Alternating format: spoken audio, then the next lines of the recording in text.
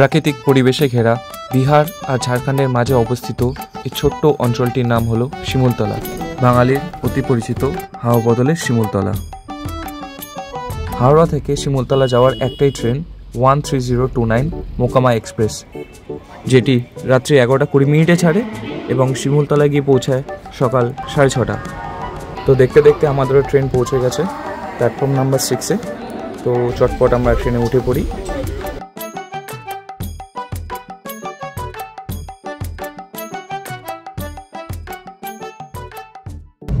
Already 7টা বাজে যায় আমাদের পৌঁছাতে, আর 2 মিনিট খানিক বাকি।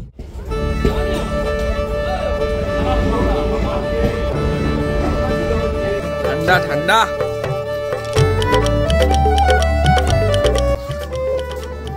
Good morning Shimultala. এখন বাজে 7:10। আমরা পৌঁছে গেছি শিমুলতলায়, বাঙালির হাওয়া বদল। একটা নতুন ঝকঝকে সকাল নিয়ে আমরা এইমাত্র ট্রেন থেকে নামলাম মোকামা এক্সপ্রেস। রাত্রেবেলা আমরা হাওড়া থেকে মোকামা এক্সপ্রেস রয়েছে 11:20। এখানে এসে পৌঁছানোর কথা 6:30, 6:33 নাগাদ। বাট ট্রেন লেটের জন্য আমরা পৌঁছালাম 7:10-11 নাগাদে আমরা এখানে এসে পৌঁছাই। এবার আমাদের নেক্সট ডেস্টিনেশন হবে ঘর বুকিং করা। একটা চ্যালেঞ্জিং ব্যাপার, কারণ আমরা কোনো ঘর বুকিং করে আসিনি।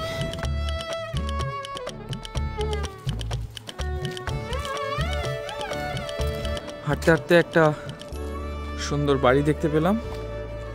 এটি হলো পাল ভিলা। বাট এখানে জিজ্ঞেস করাতে এখানে কোনো রুম ভাড়া দেয় না, বাট বেশ সুন্দর বাড়িটা। গুড মর্নিং সবাইকে ফ্রম শিমুলতলা।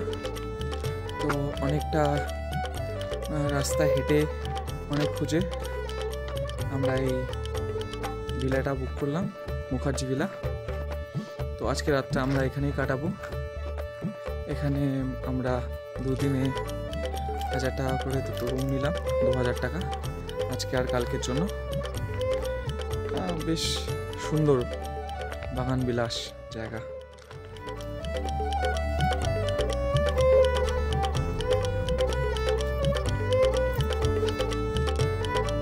আমরা আজকে এসে পৌঁছেছি স্টেশনের খুব কাছে একটি বাড়ি, মুখার্জি ভিলা। এটি ব্রিটিশ আমলের বীরেন মুখার্জি এবং রানু মুখার্জির বাড়ি ছিল। এখন রুমের ক্লিনিং চলছে। সদ্য রুমটা নিলাম আমরা। রুমে ব্যাগ রেখে এখন যাচ্ছি গুপ্তা সুইটসে। আমরা এখন কচুরি খেতে। আমাদের রুম থেকে বেশ কিছু দূর হাঁটার পরই গুপ্তা সুইটস। আমরা এখন সকালের ব্রেকফাস্ট এখানে করবো গুপ্তা সুইটসে।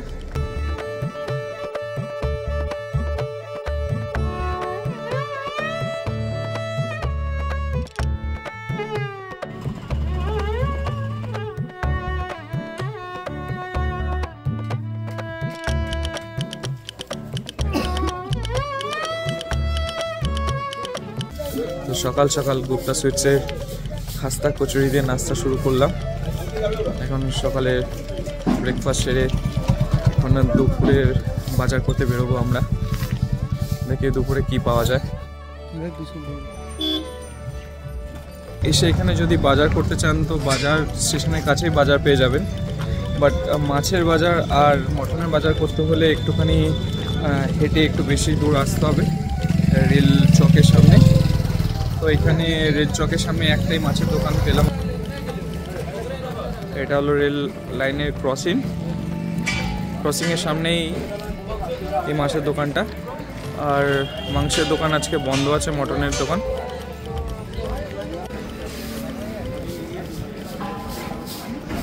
তো আমরা এই ঘরটা নিয়েছি, আর ঘরের সাথেই অ্যাটাচ বাথরুম রয়েছে। এই যে জানলা, এখান থেকে খোলা জানলা। বেশ এক দারুণ সুন্দর ব্যাপার রয়েছে।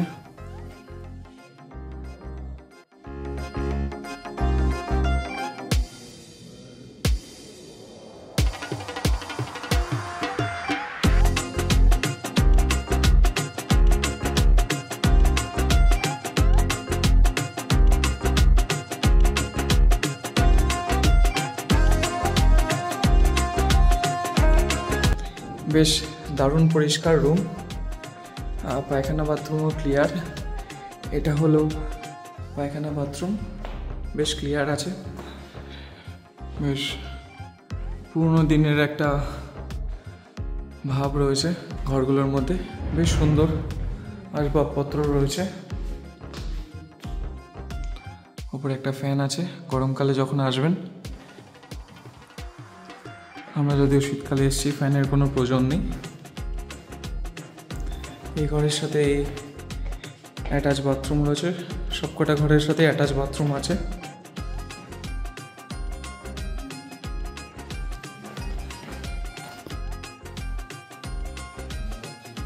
জামা কাপড় রাখতে পারেন, সাথে কম্বলও আছে, কারণ আমরা শীতকালে এসেছি।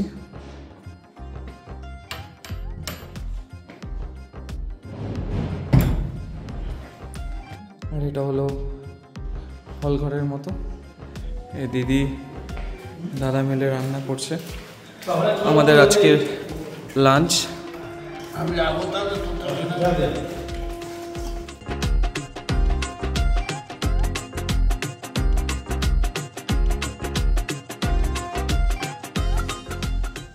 আজকে ডিসেম্বরের 14 তারিখ, ঠান্ডার মরশুম, বেশ ভালোই ঠান্ডা আছে এখানে। সকালবেলা ছিল 10-11, এখন একটুখানি কম আছে, তাও দেখলাম টেম্পারেচারে 19-20 আছে এখন। তো এই ঠান্ডার মরশুমে আপনি যদি এই নেচারের সাথে একটি দিন কাটাতে চান, তাহলে Simultala would be best choice.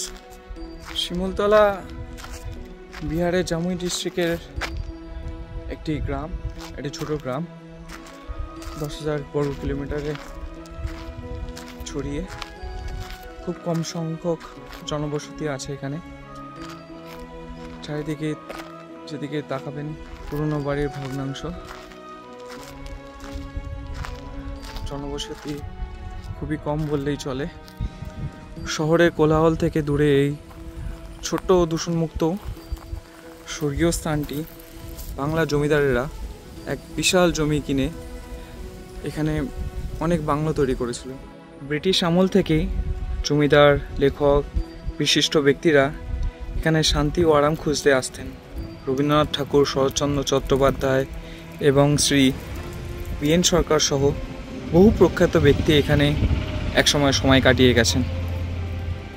বর্তমানে শিমুলতলা একটি পর্যটন কেন্দ্র হিসাবেই পরিচিত, বিশেষ করে যারা প্রকৃতির কাছে শান্তি খুঁজছেন। এখানে গভীর বন, ছোট ছোট পাহাড় এবং এক ধরনের নির্জনতা রয়েছে যা পর্যটকদের মুগ্ধ করে।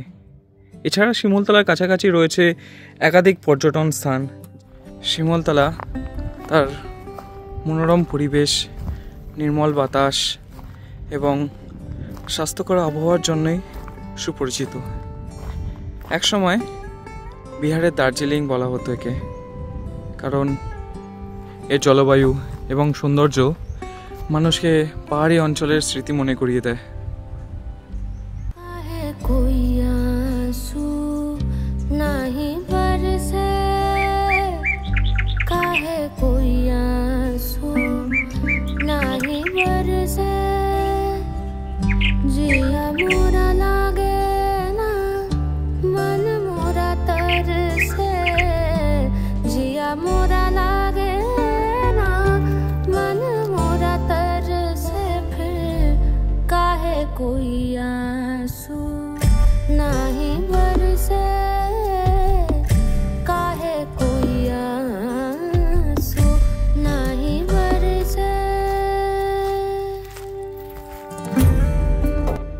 এই শিমুলতলা রেলওয়ে স্টেশনই যা এই অঞ্চলের সংযোগস্থল, বিহার ও বাংলার মধ্যবর্তী একটি গুরুত্বপূর্ণ স্টেশন।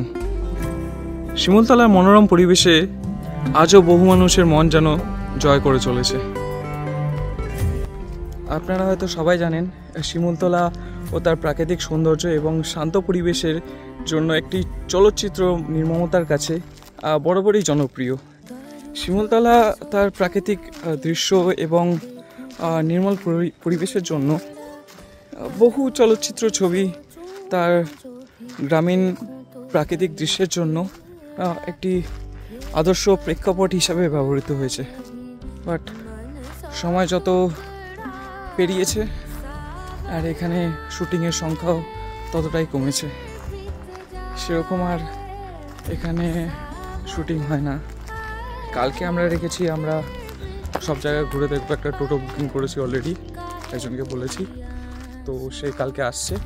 কালকে টোটো নিয়ে সারা জায়গা ঘুরে দেখব। পরবর্তী দিনের জন্য ওয়েট করুন।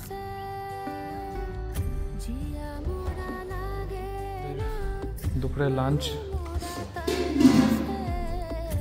ডাল ভাত, মাছের ঝোল, মাছের মাথা দিয়ে ডাল, আলু ভাজা, বেগুন ভাজা, এই কাকা রান্না করেছে।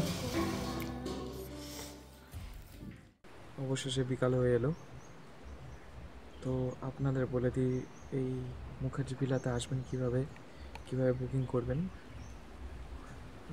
আপনি শিমুলতলা নেমে স্টেশন পার করে 1 নম্বর স্টেশন থেকে পার করে এপারে এসে বাজার থেকে আপনি টোটোও নিতে পারেন, কিংবা ওয়াকিং ডিস্টেন্সে 5 মিনিট ওয়াকিং ডিস্টেন্স আছে এখান থেকে, বেশি দূরও নয়, স্টেশন একদম কাছে। আপনি কাউকে জিজ্ঞেস করে এখানে চলে আসতে পারেন।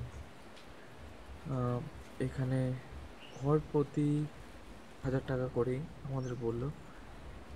তো এই বিশাল এলাকা নিয়ে এই বাড়িটা, অনেক বড় জায়গা। এখানে ফ্যামিলি নিয়েও আসতে পারেন, বন্ধু বান্ধবরাও আসতে পারেন। বাট এখানে একটা সমস্যা হচ্ছে, এখানে আসতে গেলে এটাকে হোটেল মনে করে আসবেন না, এটা একটা বাড়ি মনে করে আসতে হবে। কারণ এখানে আপনি নিজে রান্না করারও জায়গা রয়েছে, কিংবা এদেরকে বললে এরাও রান্না করে দেবে। এখানে যারা দায়িত্বে আছে তাদেরকে বললে, তাদেরকে জিনিসপত্র কিনে দিলে, যেরকম আমরা জিনিসপত্র কিনে দিয়েছি সেরকম আপনারা কিনে দিলে তারা রান্না করে দেবে। রান্না করতে ওরা কিছু টাকা ধার্য করে। 2 দিনে 700 টাকা নিল। আজকে লাঞ্চ, রাতে ডিনার, আর কাল সকালে ব্রেকফাস্ট আর লাঞ্চ। আমরা কালকে বিকালে বেরিয়ে যাচ্ছি এখান থেকে। তো আমি নাম্বার অ্যান্ড ডিটেলস নিচে দিয়ে দেবো, তো নাম্বারে যোগাযোগ করে আসতে পারেন, কিংবা এখানে এসে আমার নাম বললেও হবে। আমরা সাগর রয় ট্রাভেলার। তো এই হলো দাদা, যে হচ্ছে মুখার্জি ভিলার ম্যানেজার। তো আপনি যখনই আসবেন এই দাদাকে ডিরেক্ট কল করবেন, আমি নাম্বার দিয়ে দেবো নিচে, कॉल করে চলে আসবেন। আর অন্য আপনাদের তো কোন आपका तो कोई ऑनलाइन में कोई नंबर मनी वेबसाइट भी नहीं है?